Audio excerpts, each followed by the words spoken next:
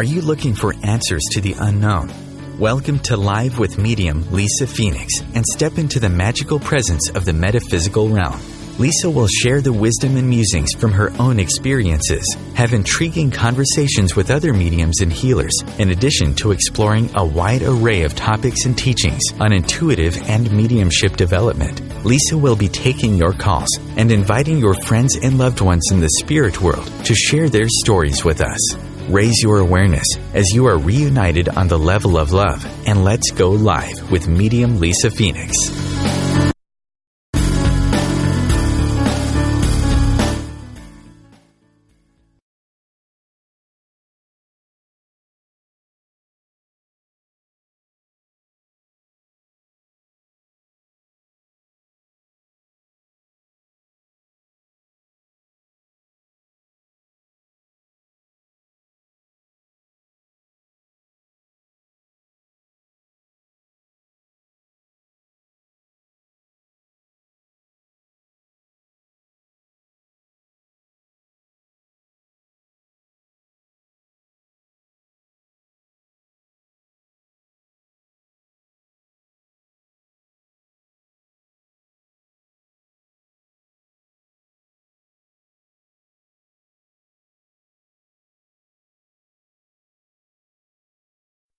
But I think we're late, so I don't know what's going to happen.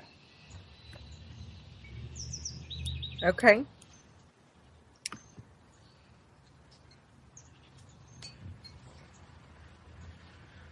I don't hear anything. I don't either.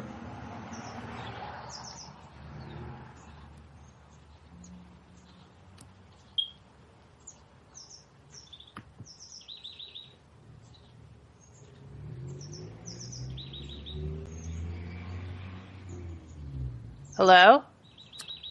I don't know what's going on. It looks like it's taking a little. Okay, because I just see the two of you on the screen, but I don't see that they've picked up. Right.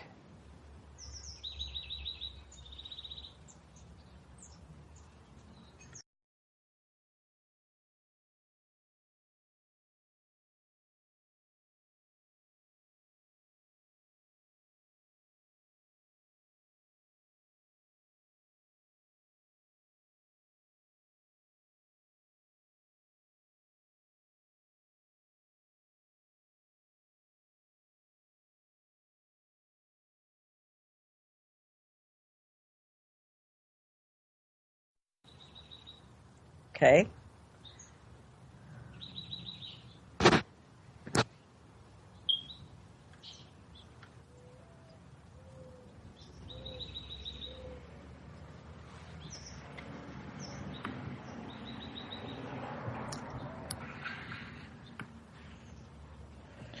I don't know what's going on. I honestly don't. It's freaking me out. Huh. I mean, it's supposed to just call right in. Let me try to hang up and try to call them first. Okay. Okay, bye.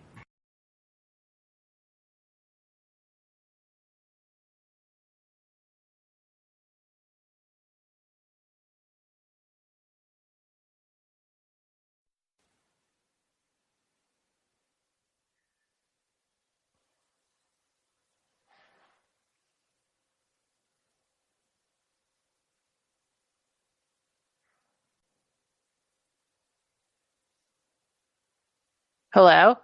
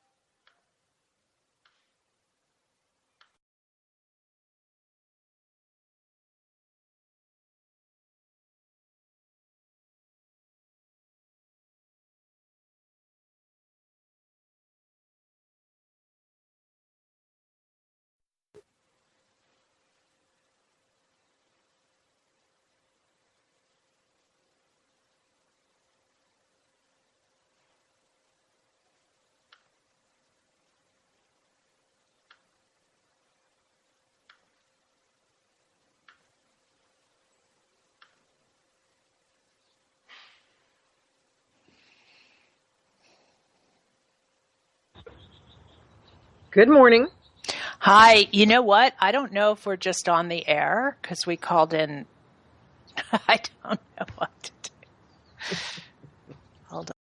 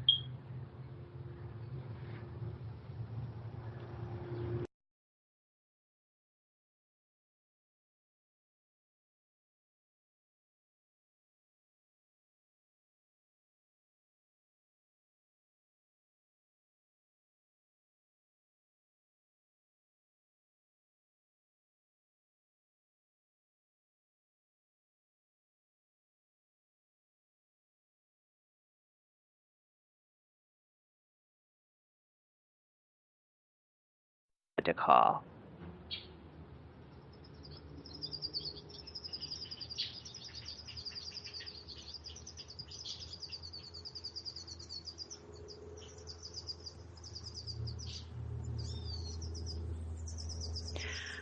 Hi, you're on Live with Lisa Phoenix and my special guest, Tracy Dunblazer. Hi, Tracy. How are you today?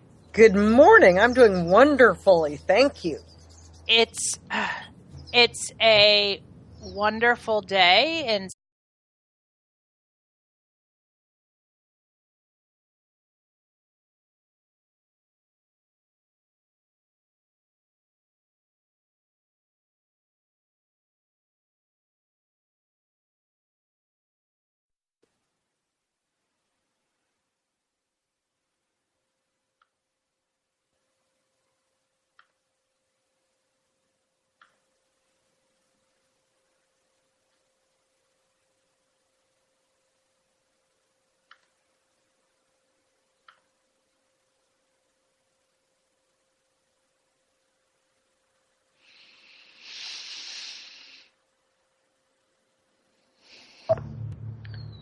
Tracy, hi. Little technical difficulty here this morning for everybody, so just bear with us, please. So, Tracy, welcome to Live with Lisa Phoenix. Thank you. Great to be here. It's great to have you. It's kind of a cloudy, overcast day in Southern California, and I know back east we're already into our afternoon.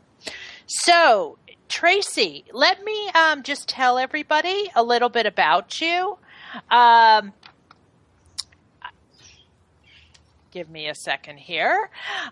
Tracy Dunblazer, spiritual empath, shaman, educator, and spiritual counselor, is based in Los Angeles, California.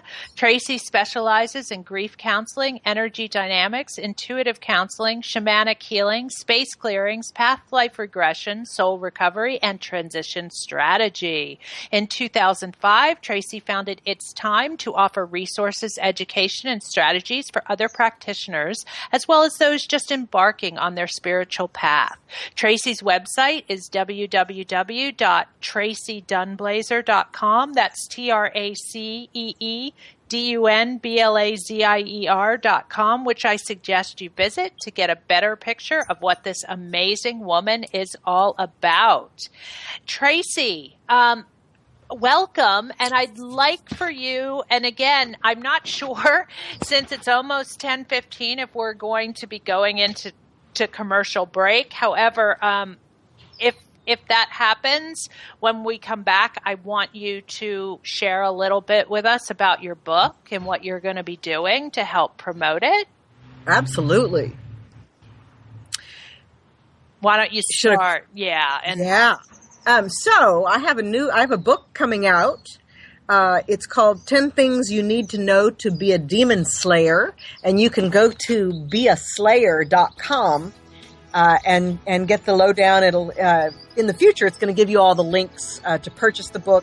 But right now, it gives you a little rundown of some of the illustrations and the basic nature and teaching of the book. It's going to be very exciting. Well, let's take a commercial break here. Sorry for the technical difficulties this morning, everybody. And we'll be right back with my special guest, Tracy Dunblazer. Stay tuned. Your conscious connection to a more mindful world. OMTimes Radio. IOM-FM. Imagine receiving healing, vibration-raising energy as you listen to the radio. Energy that flows effortlessly to you. Imagine exploring all things metaphysical, sharing in an ongoing adventure. Join me, Karen Smoot, along with my co-hosts Lisa Victorson and Wendy Weber for Immersion into Source every Wednesday, 8 p.m. Eastern Standard Time, right here on Home Radio. Host your show on IOM-FM, the radio network of OMTimes Media, one of the more recognized brand names in the conscious community, and is backed by the extensive marketing reach of OMTimes. Hosting a show on IOM-FM immediately connects you with our extensive dedicated community.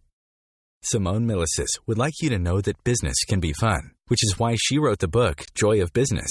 What if you could have the joy of business rather than the stress and struggle? Most of the time, the only thing stopping you from a thriving business is you. In the Joy of Business book, Simone gives you access consciousness tools and pragmatic ways to get out of your own way and to create the business, life, and living you know is possible and beyond what this reality says is achievable. Business is joy. It's creation. It's generative. It can be the adventure of living. You can purchase your copy of the book through Amazon or Joy of Business website, www.accessjoyofbusiness.com. The truth is, you can't change the world if you're broke. I know, I've tried. Isn't it time you turned your life's calling into a profitable, freedom-based business? I'm Michelle Barr. Join me every Thursday at 2 p.m. Eastern for Sacred Success. Bringing a more conscious lifestyle to your world. OMTimes Radio. IOM-FM.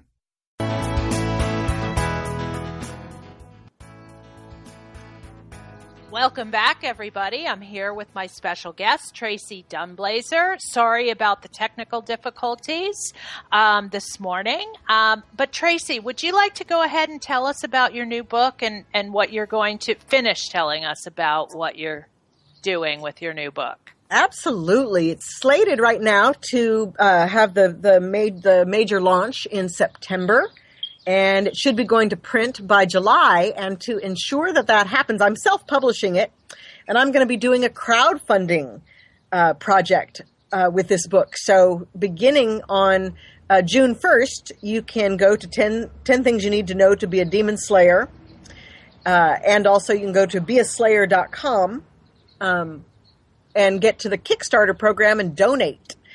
Basically, it's buying a book early. So I'm very excited about this project. It's been a long time coming. I've been working on it for many years. It's had many generations of presence, and now I finally zeroed it in, and it's going to be very exciting. That's perfect. And so it's going to be released, what, in about a week or so, or? The Kickstarter, the crowdfunding, the Kickstarter program will be released by June 1st. Okay, great. And you can go to beaslayer.com. Beaslayer.com. Awesome. I hope everybody, all you guys, will go there and check out Tracy's new book. Tracy, today we're going to talk a little bit about emotional manipulation. Okay. Can you start out and kind of explain to everybody what that is all about and what it actually is? Because I think different people have different definitions for that. Right. So I know that when people talk about manipulation in general, it always is perceived as a negative, because oftentimes when you feel manipulated, in quotation marks, when you feel manipulated, it's because you are negotiating with someone without being conscious of that negotiation. Basically, negotiation without consciousness is manipulation. It's manipulating a situation, changing that situation to your own needs, whatever that is, or having somebody do that with you. Gotcha. Emotional manipulation really has to do with, taking hostage in a situation because of your emotions, either intimidating somebody with guilt, with anger, with fear, or frustration. Escalated emotions can oftentimes, for other people who either aren't as interested in combating that, high alert emotion with a response, often get manipulated by being put into a position to feel guilty if they do or don't do something, or being intimidated with anger. A lot of men and women in intimate relationships get into a situation where they're intimidated by guilt or anger. Right. And I actually want to, a lot of people want to broaden it out a little, because specifically I know that a lot of people, a lot of empaths, highly sensitive people kind of get into that kind of trap, so to speak. Wouldn't you say? Absolutely. I think that highly sensitive people oftentimes are accused of directly, consciously manipulating, when in fact they are so sensitive, and the things that happen for them on an energy level are almost as if they have fully happened in the physical world, and sometimes they haven't yet. They are like precognitive experiences where they, think, say, feel, or experience something before it's even happened.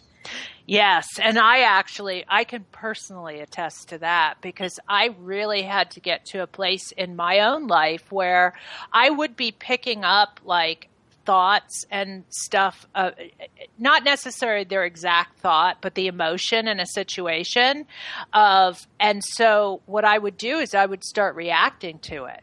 And then that wasn't, since it wasn't a thought, it was an emotion of the situation. The person themselves hadn't even decided if that was the direction they were going to go in or not. Right. You know what I mean? And so I really had to adjust and really kind of focus in on myself. And in certain situations, especially ones where I felt, either threatened or whatever, I had to really look at it and go, is this real, or am I just picking up a possible energy transference, Right. And I think, I too had a personal experience with a friend of mine who we were really close, and then she got pregnant and had the baby.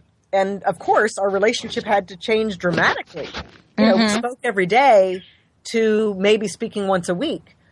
And when I would call and she'd be unavailable to speak, I think one time we got into a thing, and she accused me of emotionally manipulating her, of always trying to get my way, and she just didn't have time. And when I thought about it, I'm like, well, no, I just just am hurt and am trying to process, and not hurt because of what she's doing. Of course, she's going to do exactly what she's doing and she shouldn't do anything else. But that doesn't change that I have to go through a process of letting her go. Right. From the way it was to the way it is now. Right. And because she felt my emotion about that, she'd already had guilt from having this experience with several other people, and so decided that I was the one that she was going to, target with all of it. Right. And, that when one does that, on either side, everybody has to process whatever emotion that they're having and be given the opportunity to do that without interference. Exactly. And I also believe that that's another reason how important it is to get to know who you are. And so you can know if that's actually you or if it's them projecting onto you, and vice versa. Absolutely. I think that when you are empathic, you feel everybody's feelings. Right. And so you have to be able to experience the feeling, recognize whether it applies to you, right? Is it something that's truthful to how you're feeling? And if so, how can you communicate that in an objective way? Right. And Tracy, I'd like you to share with everybody how you can communicate those kind of things in an objective way. Please. Well, I think that I think most of all, people who are just opening up to that to a deep level of empathy, it can be really overwhelming. Yes. And oftentimes they feel victimized, right? They feel like things are happening at them and to them, rather than they are participating in their life. And I think that that's the first thing. If you are a person who feels so much that you feel like your life's happening to you or that things are happening to you, that's when you need to go, hey, maybe I'm an empath. And what does that mean for me? Your first thing, like you said, Lisa, is to get to know yourself on a deeper level. If you feel things to a degree at which you are easily moved in any situation, yeah, right? Just hearing about somebody's tragedy or hearing about somebody's pitfall or just seeing somebody cry or laugh makes you cry or laugh. Mm-hmm. There's a good possibility you've moved into another level of empathy. And right. So go into your intellectual mind and study it. Go to my website, go to itstime.com, go to tracydunblazer.com, go to your website, Lisa. Yes, lisaphoenix.net. Yes, exactly. Seek out, yes. And find out about how other people who are like you live, right? So that you can kind of be able to gauge between where you're at and what you're beginning to experience. Secondly is learning to communicate. Oftentimes, empaths are highly passive aggressive and emotionally manipulative because they don't have a voice yet in all they're experiencing. And so they're only able to feel it through emotion. Grief, sadness, anger, frustration, confusion, right? Those are very normal emotions for an empath who may not know that they're an empath. Exactly. So, learning to give those emotions a voice and really working through, instead of jumping right into dealing with a topic with somebody, if you're in a conflict or if in a conversation with somebody, before jumping into that topic about how you feel and what they did or what they didn't do or any of those things, really give yourself the time and space to really talk through something and know that saving your communication to another time is not only appropriate, but necessary. Yes. Until you can get to a different place with, to being able to see something objectively. Just because somebody's angry and you're feeling their anger doesn't mean that they're putting their anger on you.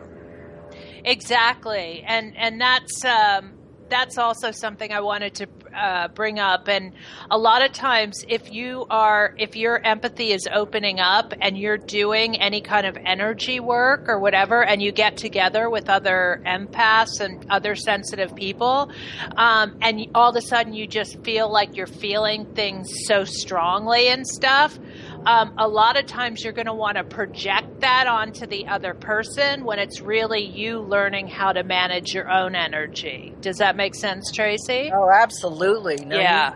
You nailed that. Yeah. Yeah, because you'll get in a situation, and especially if you're working with energy, I mean, you'll feel somebody whose energy is really strong, and you'll feel like they're like pressing in on you when it's really about you learning how to expand and manage your own energy.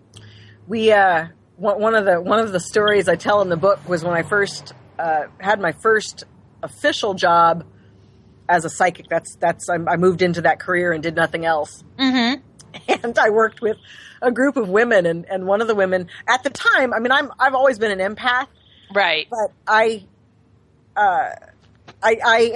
don't know that I'm typical, because I'm very, spiritual warrior oriented. But this woman was ultra sensitive, and she spent like, it wasn't a true day with her if she hadn't asked at least 5 people to pull their energy back.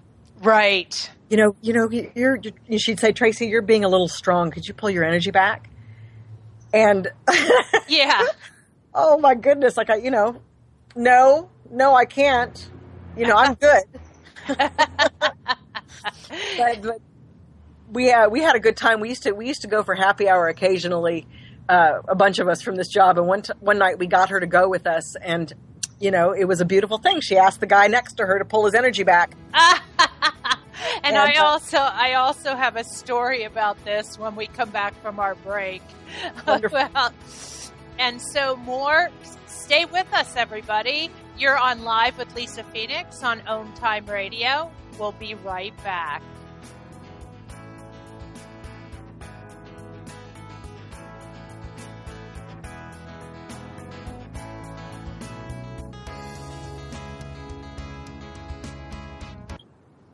Your conscious lifestyle on steroids. OMTimes Radio. IOM FM. If you remember living fearlessly, joyfully, and in a world filled with adventure, happiness, pleasure, and unbridled living, then this show is for you. Join me, Dame Nicole Brandon, as I bring you the world's top experts in wealth, creativity, flow, sea-edging technology, space, wellness, health, love, lust, and passion, all merging together each week here at the Hub of Happiness. Mondays at 6 p.m. Pacific Time and 9 p.m. Eastern Time on Passionate Living, where you can ride on the magic carpet ride of living and learn how to lead a passionately wild, exciting, and outrageously amazing life.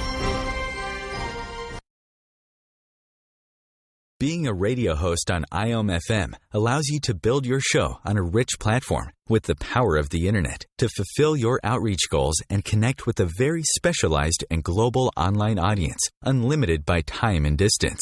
OMTimes Radio will provide you with web relevance, a recognizable conscious brand, and with the standard of excellence that has accompanied every single OMTimes endeavor. Host your show with OMTimes Radio Network. Are you trying to get from point A to point B and need a little advice? Connect with the counselors at OMTimes Advisors. Whether you're looking for a life coach or a spiritual intuitive, the advisors participating at advisors.omtimes.com were carefully chosen based on their gifts, skills, and professionalism. OMTimes Advisors, connecting you with the best advisors in the business. Dr. Kevin here. And I want to invite you every Thursday, 3 p.m. Pacific, 6 p.m. Eastern, to join me on the Dr. Kevin Show, where we have a diversity of guests who help you step outside the box, behind the curtain, and see what a load of crap is going on in the world today, so you have more information with which to make better decisions. We'll see you there. Namaste. A conscious lifestyle for a mindful life. OMTimes Radio. IOM FM.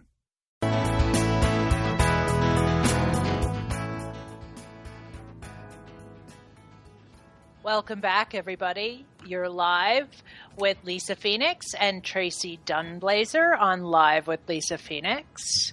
Yeah, Tracy, I mean, I believe, especially if you're just starting out in this work and you're kind of expanding your energy fields and your realms, you'll end up having a lot of stories you can tell about other people and you and your energy. And again, I think you get to a point where you kind of have to laugh about it, like you said earlier, and not like take it so personally, because my story relates to, I went overseas with a group of medium/intuitives. And right. I mean, that in itself is kind of crazy. You get 5, intuitives together taking a trip together. It's going to be all kinds of crazy.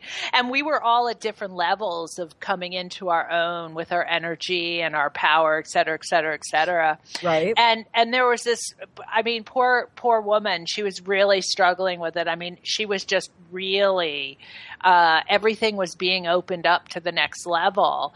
And it was like, we're walking around London, we're looking at the Tower of London, where there's all kinds of energy, not only from the historical place itself, but from the people that are all there, right. So it can be quite confusing. But, a number of us would walk up to this woman and just say something, and she'd like put her hand up, like, get back, because she was just feeling everybody's energy so strong. And absolutely. It was difficult because she was projecting that we were doing this to her. Do you know what I mean? Yeah, Instead absolutely. and so, you just get to the point where you got to kind of, if you're in those situations, you just kind of got to laugh it off. And several others of us have been working, with energy for quite some time. And so we were secure that we knew that, she's opening up. Do you know what I mean? And but a lot of people in that situation too, they'll take it on themselves, and they'll take it like if she would to respond to that, they take it personally and go, "What do you mean?" And you know what I mean? Create a conflict. Yeah. So absolutely, it's really something. And again, I know I'm kind of a stickler on this. I keep going back to the fact that it's so important to know yourself and who you are. Yeah, I normally don't, on any level, like to stereotype or speak on the behalf of a group of people, but I'm totally going to stereotype and speak on the behalf of a beginning empath, because it can appear to other people that they are the most selfish people on the planet, for all the reasons that you just spoke of.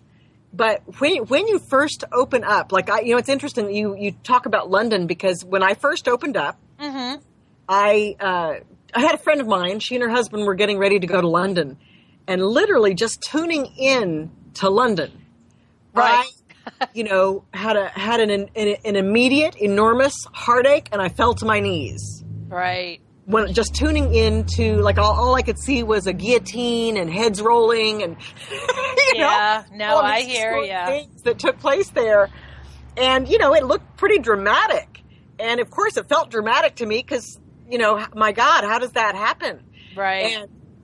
And luckily they had known me for quite some time and had a clue of kind of what was going on with me, and I was at least cognizant enough of my experiences. While I've never had experiences that were debilitating in that way, emotions, I had a clue of the path that I was on, and we'd already been in deep discussions about it, and that's how they knew me. So it wasn't difficult for them to navigate that with me, and I was very thankful to have them with me during an experience like that. Yeah, and go ahead. No, just that at the beginning, I'd say for the first, anywhere from, 6 months to 5 years, a person, depending on how quickly they're able to really recognize what's happening to them and what they, that they chose it on some level, right? Because that's the other level. You have to immediately and as soon as possible get out of feeling like your world is happening to you or that people are doing things to you. The one first lesson of being an empath is knowing that nothing happens to you or you don't feel anything that doesn't resonate with you on some level. Exactly. And, you really have to look at it as more of an exploration, Exactly. And kind of like Mr. Toad's Wild Ride. Right.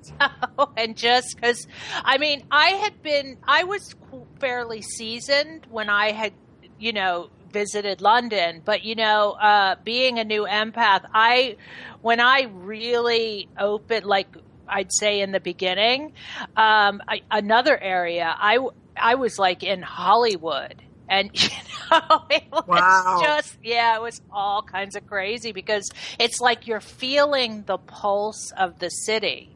And not only are you feeling the good stuff, but you're feeling like the pulse of like everybody who had broken dreams, everybody who, and you kind of got to navigate your way through that kind of stuff. And I'm saying this for like newbies in this because wherever you are, there, whether it be an area of town or whatever, you're going to, when you start opening up, you're going to like be feeling different things, and then spirit in turn, or the universe, they kind of adjust you. From that point, and you learn to manage your own energy. But I used to drive through there and I used to be like, is this me? Is this not me? Oh my God, why do I feel so hard? Why am I so broken? Right. I just can't go on the rest of the day. Right. And so it's just, I just think and going back to what you said about sometimes, especially when people are first opening up, empaths can seem like the most narcissistic people, And the thing is, I really do want to say this as an honest thing. If you stay in that venue, you can turn into one of the most narcissistic, selfish people. Do you know what I mean? If you don't deal with yourself and your own stuff. Right. Exactly. You have to, it forces you to deal with deeper core spiritual issues. That's its purpose. You know what I mean? You can't truly have love and compassion for yourself if you're not able to have love and compassion for others and your impact on them. Right. You know, and empathy is the way that we do that. Yes. And, especially now, you know this, Tracy. People are just opening up left and right, Yeah, absolutely. and a lot of them don't know what to do. And that's why, we're trying to help you too. It's just like, if these things do start to happen, or if they've been happening, or if all of a sudden, the people, whether it be in your workplace, whether it be in your city, all of a sudden there's just like this amazing, more major thrust into your just feeling all this more stuff, just know that there's not something going nuts with you. You're not going crazy, right? I think that experiences like 9/11, when that happened, the entire globe grieved for those people and for us and us for ourselves, us as Americans. I think, but the entire world grieved a loss on some level, not just, I think that it changed people's perspective in terms of their illusion of safety, and everyone felt and grieved for us. And that's transpersonal empathy, when you feel for a group of people or an experience that you don't know and you've never met. Yes. Right?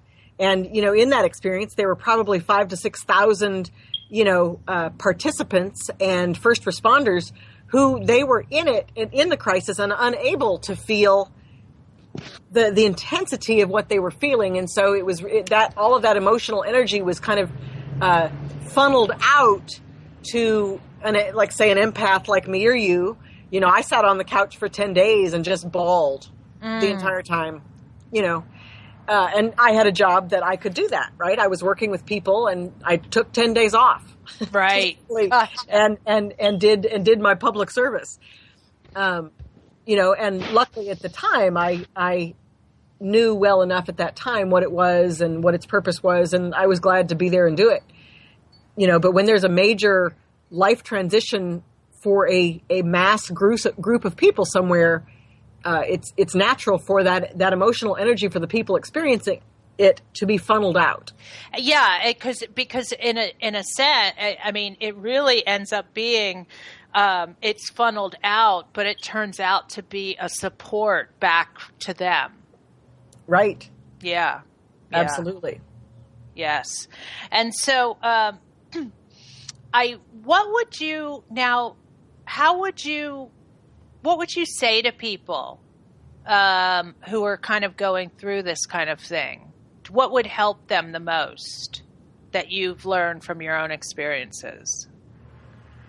Well, I think that there's got to be some form of learning to cultivate and discipline your voice.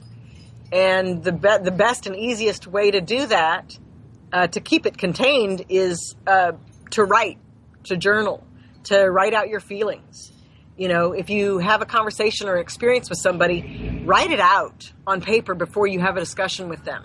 You know, get in tune with yourself and what's really going on. And oftentimes when we tap into other people's feelings or their reactions to us, it's because we are processing some form of grief on a deeper core level that has to do with us. And so if you can access that information through your journaling first, it'll help you to be more objective in relationship to that person or relationship. Yes, I agree. You know, so that's the first thing. Gotcha. And then how would I know, you know, you train, I train, but how, commercial break. But when we come back, I'd like you to tell us how people can get some additional help on their own with this kind of thing. Stay tuned. You're live with Lisa Phoenix on OMTime Radio. We'll be right back.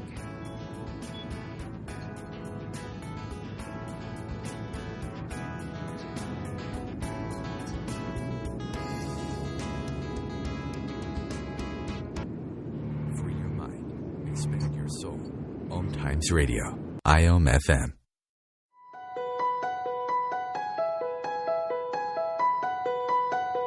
Hello, I'm Miriam Knight of New Consciousness Review, inviting you to my new show where I interview the rising stars of the conscious awakening. We'll explore the many faces of consciousness in action and intriguing perspectives on life, the universe, and everything in between. Join us each Wednesday at 2 p.m. Eastern on the Rising Stars Show.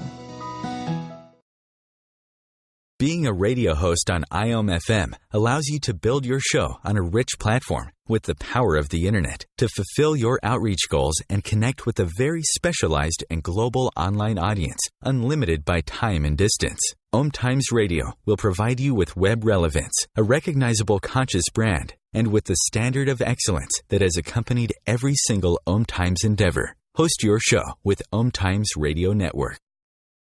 The number one reason girls drop out of school in sub-Saharan Africa is lack of access to feminine hygiene products. The Pads for Schoolgirls Project, an outreach of Humanity Healing International, is changing this paradigm by setting up sewing programs at schools, teaching girls a vocational skill, while producing the reusable pads that help keep them attending classes. The girls pay it forward by making and giving pad kits to other girls in need. To learn more, visit humanityhealing.org. Humanity Healing is where your heart is. Do you want to be a better communicator? Do you want to better connect with the important people in your life? Do you want to enrich your relationships? If so, join me, Matthew Cooper, on the Positive Control System Show every Wednesday evening at 11 o'clock p.m. Eastern Standard Time on OMTimes Radio. I'll meet you there. Feed your soul with waves of consciousness on OMTimes Radio.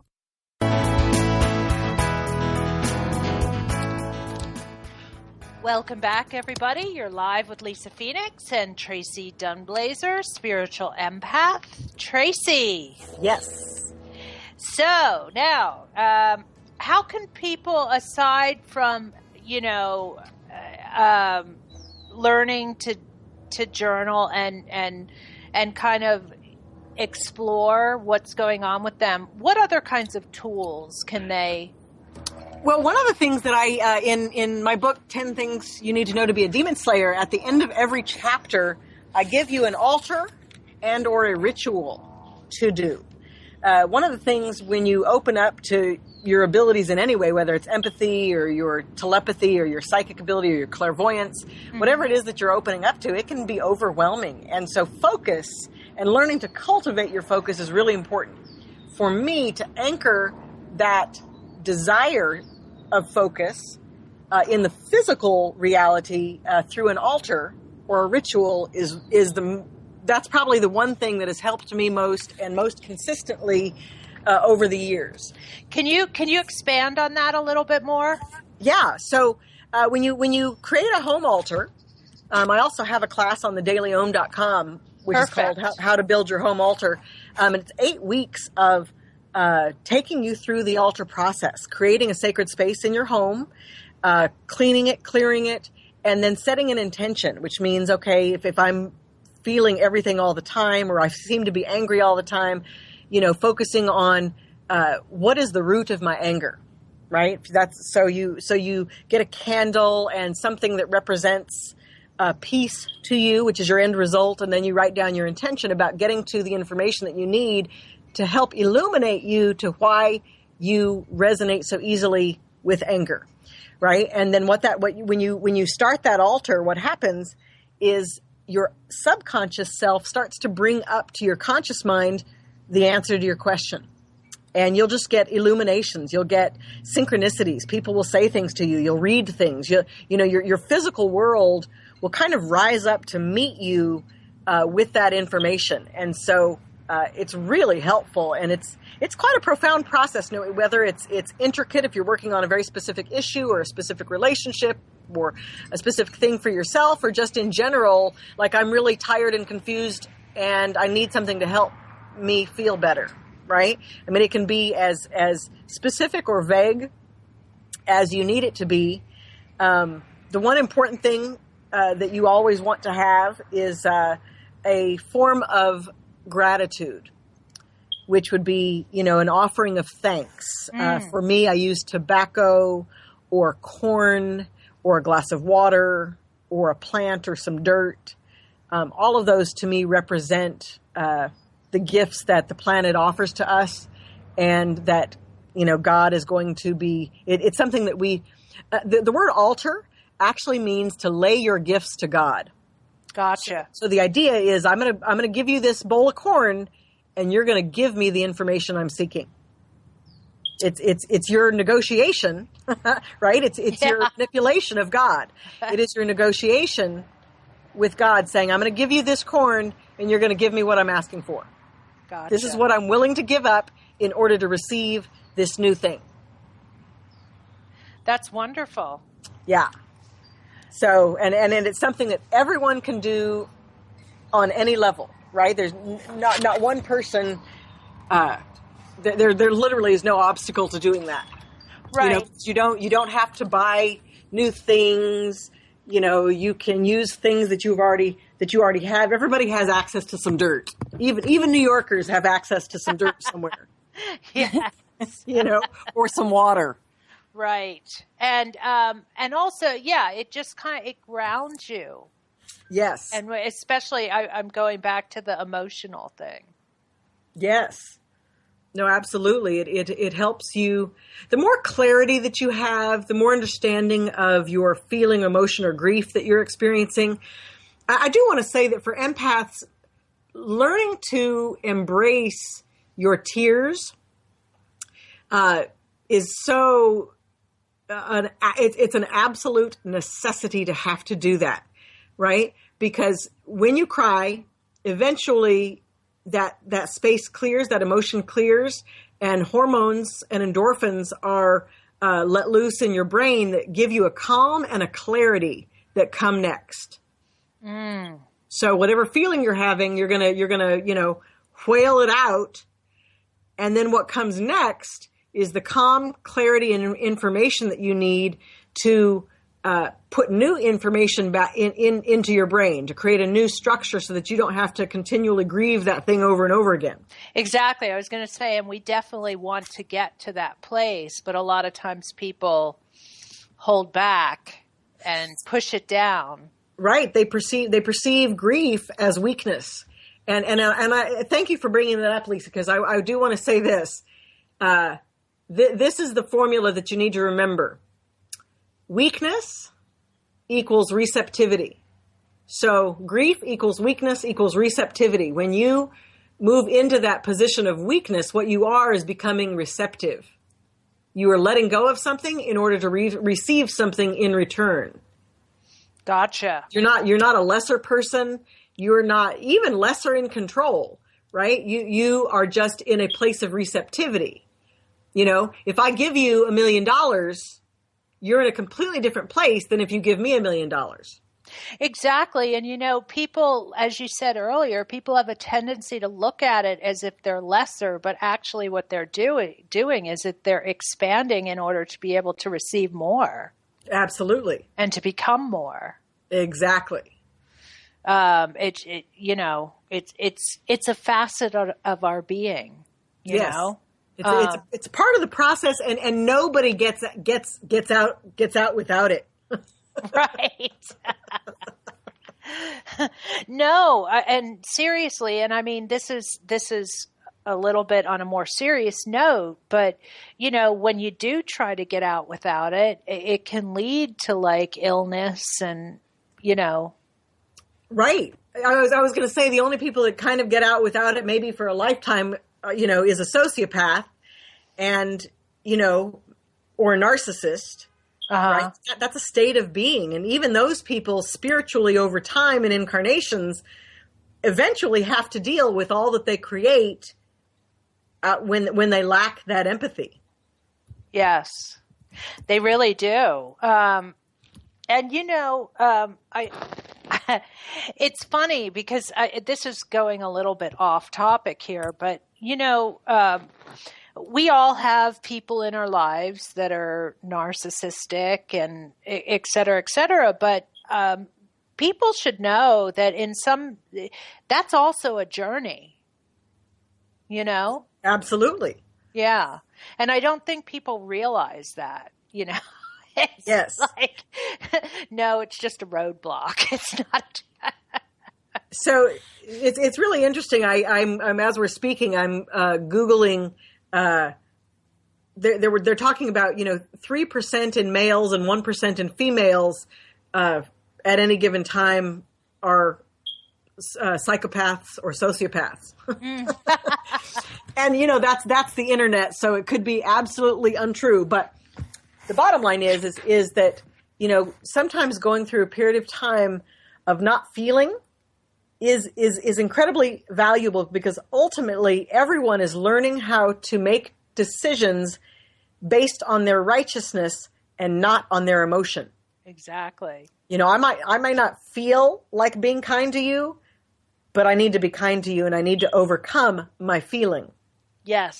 If somebody is mean to me, I need to overcome my desire for revenge and learn kindness, because when I can do that, it expands me to a point at which I don't need to deal with you anymore. Exactly. Isn't that awesome?